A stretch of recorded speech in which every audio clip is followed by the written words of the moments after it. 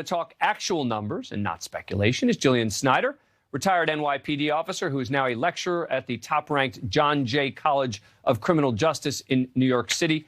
Thanks so much for coming on the show. We appreciate it. What did you make of this CNN documentary? Well, hi, thank you so much for having me. I was pretty disturbed, honestly, by the documentary because it really fails to call into context how dangerous car stops are for police officers. I was a cop in the South Bronx for most of my career, and I can tell you car stops are one of the most dangerous encounters that a cop could face. And you know that their position is, well, that's another reason not to be having police officers doing traffic stops, right? The suggestion seems to be that the people who do the traffic stops shouldn't even have a weapon at all with them. What do you make of that?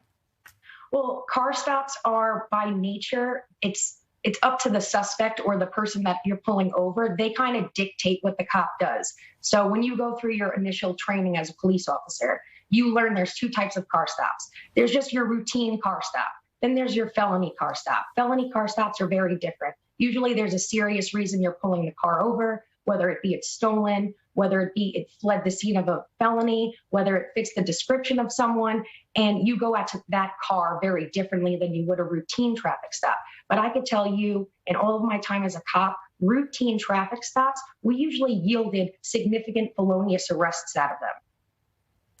Now, the Washington Post has been keeping track of every deadly officer-involved shooting since 2015. And it's often cited, right? And people like to talk numbers and statistics. And of the nearly 7,000 incidents, 4,000 involved a suspect with a gun. And in nearly 1,200 more, there was a suspect with a knife. I think that there is a sense out there, if we can put up that full screen, I think that there is a sense out there, falsely, that the majority of officer-involved incidents involve suspects with no weapon. This website, I am a professor, and a lot of my students will cite that website.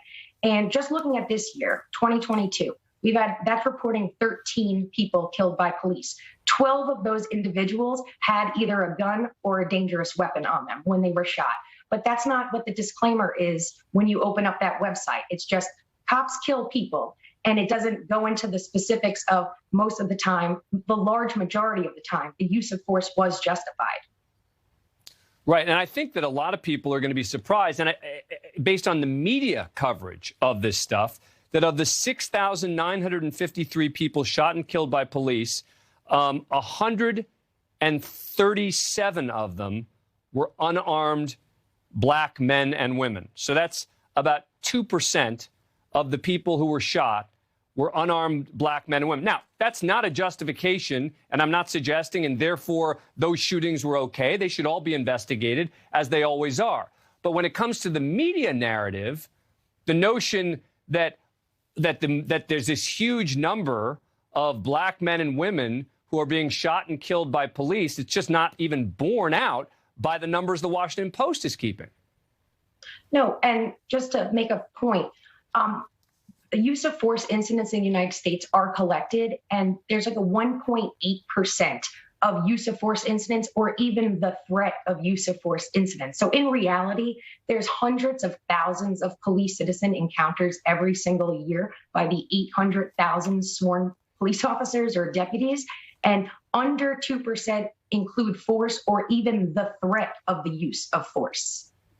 And I should say, to be fair, that people would point out that, wait, Dan, you're only highlighting one of the statistics. The other statistic, they would say, shows that proportionately more of the people who are being killed are people of color than white people, even though more white people are shot in terms of the percentage of the population, that more of the people who are being shot and killed proportionately are people of color. And that is certainly an issue that needs to be investigated, et cetera.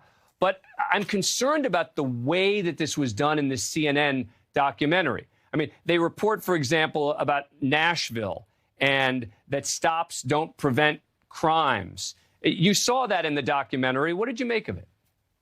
I mean, again, I think it's just putting out a false narrative. If you look this year alone, we've had officers dragged in Philadelphia. The suspect in the car had a firearm. We've had officers shot during car stops, I believe in Wisconsin, in Georgia, in California. We had an officer shot and killed in Texas, all on car stops. So obviously the suspects driving those cars had firearms if all of those officers were shot.